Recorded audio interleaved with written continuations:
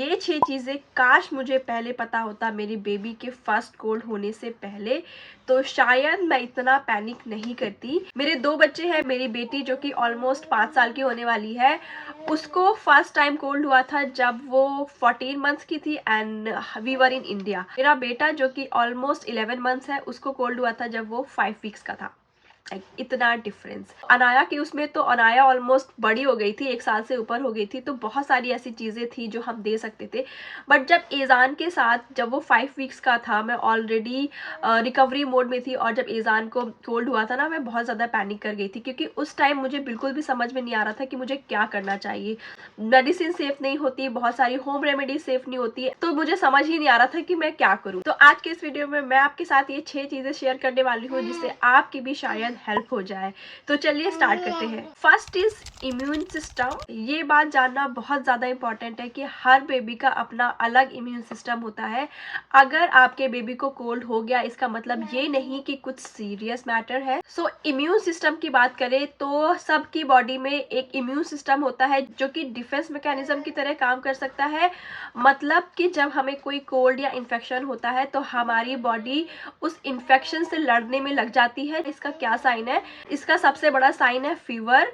Fever से बिल्कुल भी डरने की ज़रूरत नहीं है। अगर आपके बच्चे को फीवर है, इसका मतलब कि उसका इम्यून सिस्टम उस वायरल इन्फेक्शन से लड़ रहा है।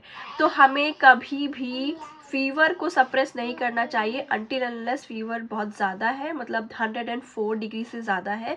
उसके अंदर हमको कुछ प्रिकॉशंस लेने होते हैं।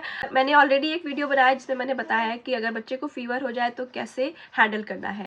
अगर थोड़ा बहुत कोल्ड हुआ है बच्चे को, तो बच्चे का इम्यून सिस्टम खुद उससे लड़ रहा है। इसमें बिल्कुल भी पैनिक करने की ज़रूरत नहीं है, बस आपको पेशेंस रखना है। दूसरा है रूम टेम्परेचर एंड ह्यूमिडिटी। मुझे ये बात बिल्कुल भी नहीं पता थी कि रूम टेम्परेचर और ह्यूमिडिटी इतना इम्पॉर्टेंट होता है, क्योंकि बहुत ज़्यादा कोल्ड, बहुत ज़्यादा ठंडा रूम या बहुत ज़्यादा गर्म रूम, दोनों ही कोल्ड को बढ़ा देते हैं। अच्छा, जब मेरे बेटे को कोल्ड हुआ तो उस टाइम नवंबर था और यहाँ पे यूएस में नवंबर में ठंड स्टार्ट हो जाती है, तो रूम ठंडा होने की वजह से उसको ज़्यादा ही प्रॉब्लम हो रही थी, स्पेशली नाइट में। हम लोगों को रूम टेम्परेचर कितना रखना है ये हम लोगों को पता होना चाहिए। मैंने ऑलरेडी एक वीडियो बना दी है जिसमें बताया है कि कितना आइडियल रूम टेम्परेचर होना चाहिए न्यूबॉर्न का।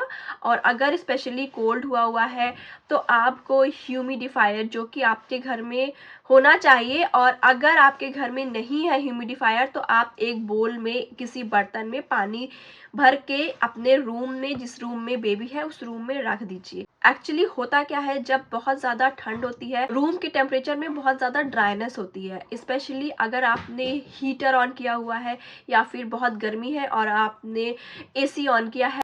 अगर बच्चे को कोल्ड हुआ होता है तो ऑलरेडी उसकी नोज़ जो होती है, बहुत कम म्यूकस होता है, वो ड्राई होने लगता है, स्पेशली नाइट में। आपने खुद ऑब्जर्व किया होगा कि जब आपको कभी कोल्ड हुआ हो तो आप जब सुबह उठते हैं तो आपकी जो नोज़, जो म्यूकस होता है, वो कितना ड्राई होता है। फिर जैसे जैसे दिन होता है फिर आपका म्यूकस थोड़ा लूज होने लगता है। तो उसका रीज़न यही है कि रूम में मॉइस्चर नहीं है, जिसकी वजह से जो कंजेशन ज़्यादा बढ़ जाता है, म्यूकस होता है वो सूखने लगता है। अब हमें क्या करना है, ह्यूमिडिफायर यूज़ करना है। अगर आपके पास ह्यूमिडिफायर नहीं है और आपके बेबी को कोल्ड हुआ है तो आप एक बर्तन में पानी डाल के उसको आप रूम में रख सकते हैं, तो इससे भी बहुत फ़र्क पड़ता है। तीसरी चीज़ आती है when to consult your doctor. हम जब हमारे बच्चे को पहली बार कोल्ड होता है, और बच्चा स्पेशली जब अगर छोटा है, तो हम तुरंत डॉक्टर के पास भागते हैं या फिर डॉक्टर को कॉल करते हैं। लेकिन आपको ये पता होना चाहिए, जो नॉर्मल कोल्ड होता है वो 7 to 10 डेज़ लगता है जाने में। इसमें बिल्कुल भी पैनिक करने की ज़रूरत नहीं है। हाँ, अगर आपके बच्चा जो है बहुत ज़्यादा कफ़ कर रहा है, खांस रहा है, कंटिन्यूअस उसको खांसी आ रही है, बहुत ज़्यादा फीवर है, उसको बहुत शिवर कर रहा है, या आपको लग रहा है उसे ब्रीदिंग प्रॉब्लम हो रही है, तब आपको ज़रूर अपने डॉक्टर को कंसल्ट करना चाहिए। थर्ड पॉइंट है होम रेमेडीज़। जब हम प्रेग्नेंट होते हैं तो हम वो सारी चीज़ें देख रहे होते हैं कि कैसे हमारी डिलीवरी होगी, पोस्टपार्टम चीज़ें। हम ये कभी नॉलेज नहीं लेते कि जब बच्चे को पहला कोल्ड होगा तो हमें क्या करना चाहिए। अब हमारी डिलीवरी होती है, हम ऑलरेडी रिकवरी मोड में होते हैं एंड हो सकता है आपके बेबी को कोल्ड हो गया, तो आपको कौन सी ऐसी होम रेमेडीज़ है जो ट्राई करनी है, क्योंकि सारी होम रेमेडीज़, अगर आपका बच्चा छोटा है, स्पेशली 6 महीने से छोटा है, तो सारी होम रेमेडीज़ वैसे भी सेफ़ नहीं होती है। क्योंकि हमने अक्सर अपने बड़ों को कहते सुना है कि बच्चे को अगर कफ़ है तो हनी दे दो। लेकिन आपको ये जानना बहुत ज़रूरी है कि 1 साल से पहले हनी सेफ़ नहीं होता बच्चों के लिए, तो हनी उनको बिल्कुल नहीं देनी है अगर बच्चा 1 साल से छोटा है। अब क्या करें? पहली चीज़ है सलाइन ड्रॉप, जो कि आपके बच्चे के मेडिकल किट में होनी ही चाहिए। आप प्रेग्नेंट हैं, आप तैयारी कर रहे हैं अपनी डिलीवरी की, अपने बच्चे को घर लाने के लिए, तो आप पहले से एक मेडिकल किट रेडी कर लीजिए, उसमें सलाइन ड्रॉप तो होनी ही चाहिए। अच्छा, अगर आपको जानना है कि बच्चे के मेडिकल किट में मिनिमल चीज़ें कौन सी होनी चाहिए, तो कमेंट करिए, मैं ज़रूर उसमें एक डिटेल वीडियो बनाऊंगी।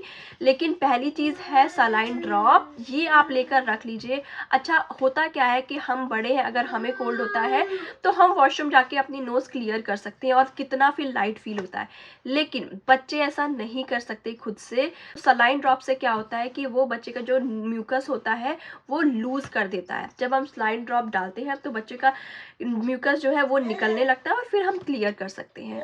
अब क्लियर कैसे करना है, इसके लिए एक नेज़ल एस्पिरेटर आता है। ये 2 टाइप के नेज़ल एस्पिरेटर है, मैंने ये वाला यूज़ किया हुआ था।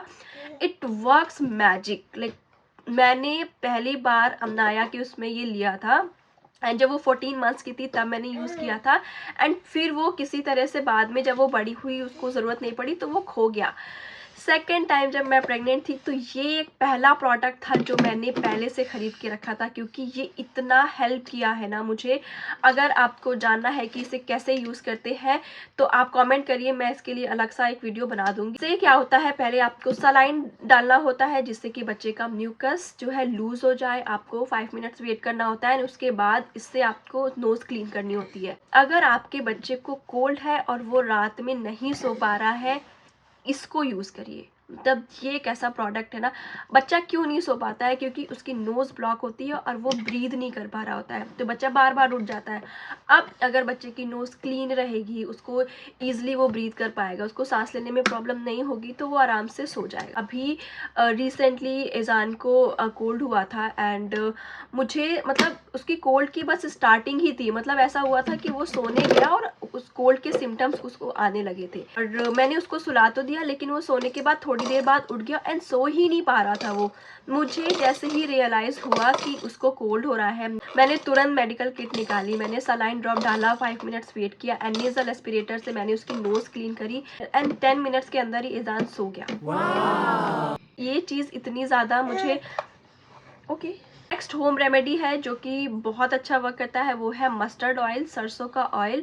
लेकिन मैंने ये 6+ मंथ ने बेबी पे यूज़ किया था, जब मेरा बेबी 6 मंथ्स के ऊपर था, क्योंकि मस्टर्ड ऑयल ऑलरेडी थोड़ा सा गर्म होता है, बच्चे की स्किन बहुत सेंसिटिव होती है। ये कैसे बनाना है, अगर आपका बच्चा 6 महीने से ऊपर का है तो थोड़ा सा मस्टर्ड ऑयल लीजिए, आप सरसों का तेल लीजिए, उसमें थोड़ी सी अजवाइन और थोड़ा सा लहसुन, गार्लिक लेके आप थोड़ा सा उसको पकने दीजिए ऑयल को, एंड फिर आप किसी भी ग्लास बॉटल में, कांच के बॉटल में स्टोर कर सकते हैं। एंड जब भी आपको यूज़ करना हो तो ऑयल थोड़ा सा गर्म करना होता है।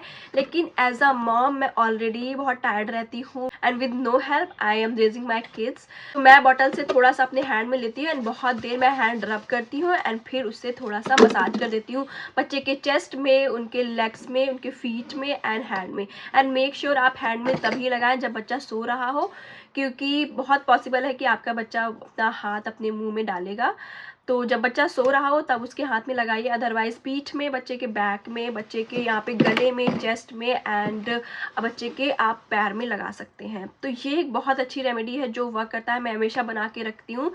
दूसरी चीज़ है कि अगर आपका बच्चा 6 महीने से छोटा है तो आप ऑलिव ऑयल भी ट्राई कर सकते हैं, वो भी अच्छा काम करता है। थोड़ा उसकी पोटेंसी, उसकी तासीर गर्म होती है, तो आप वो भी ट्राई कर सकते हैं।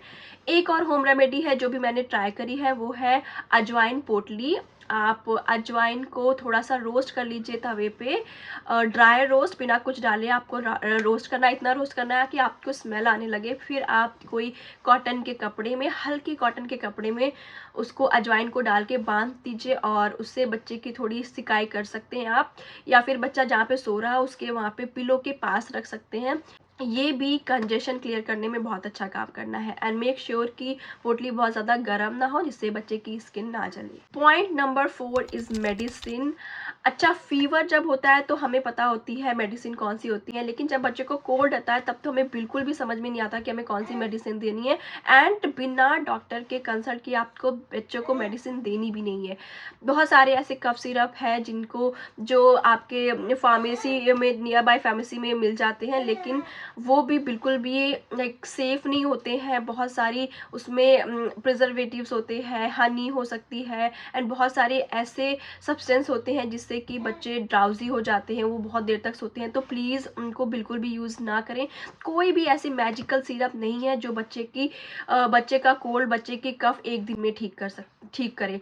मेरी बेटी अनाया जब 4 साल की थी तब उसको यहाँ पे कफ हुआ था। जब 2 वीक्स के बाद भी उसका कफ ठीक नहीं हुआ तब मैंने डॉक्टर को कंसल्ट किया, एंड डॉक्टर ने जो दिया था कफ सिरप, उससे भी मतलब कुछ भी मतलब फ़र्क नहीं हुआ। वो अपने टाइम पे कफ गया उसका।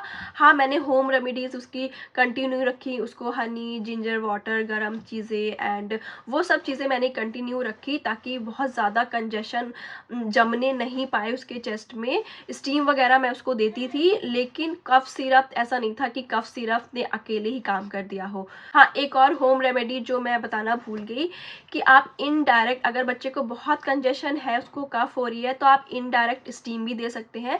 जब मैं इंडिया में थी एंड मेरे बेटे को फिर से कोल्ड हुआ था, जब वो ऑलमोस्ट 4 मंथ्स का था, मुझे डॉक्टर ने वहाँ पे बताया था कि इनडायरेक्ट आपको स्टीम देनी है। उसमें क्या करना होता है, एक टब में आप गर्म पानी भर लीजिए एंड आप खुद बैठ जाइए चेयर के ऊपर एंड वहाँ पे टब रख लीजिए एंड बच्चे को होल्ड करिए बहुत केयरफुली, एंड कोई भी आप कवर करके टॉवेल से बैठ जाइए थोड़ी देर, 5-10 मिनट्स। ये होती है इनडायरेक्ट स्टीम। बच्चे को कभी भी, अगर बच्चा छोटा है तो डायरेक्ट स्टीम नहीं देनी है, वो रिस्की हो जाता है। एंड अगर आप न्यू मॉम है, आप due to any reason, back pain and anything, आप नहीं बैठ सकते, तो प्लीज़ प्लीज़ प्लीज़ आप अपने हस्बैंड से हेल्प ले लीजिए या कोई भी और जो घर में बड़ा है उसको आप बच्चे को दे दीजिए और बोलिए कि वो बच्चे को डायरेक्ट स्टीम दिलाए।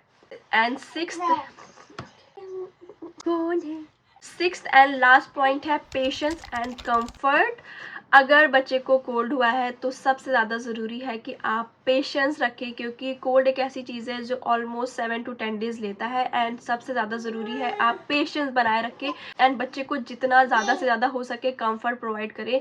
ज़्यादा फ्रिक्वेंट आप ब्रेस्ट फीड कराएं, फ्रिक्वेंट फीड कराएं एंड थोड़ा ज़्यादा कडल करें। इस सबसे अच्छी दवा है वो है प्यार। एंड अगर बच्चे को थोड़ा ज़्यादा प्यार देंगे, ज़्यादा कंफर्ट देंगे, कडल देंगे और पेशेंस बनाए रखेंगे तो बच्चा जल्दी ठीक होगा। एंड प्लीज़ कमेंट करके ज़रूर बताइए कि आपके बच्चे के कोल्ड में आपको सबसे ज़्यादा क्या टफ लगा, क्या मुश्किल लगा, आपने क्या स्ट्रगल किया। एंड अगर आपको मेरी वीडियो हेल्पफुल लगी हो तो please like, comment and subscribe my channel. मिलते हैं आपसे नेक्स्ट वीडियो में। Thank you for watching.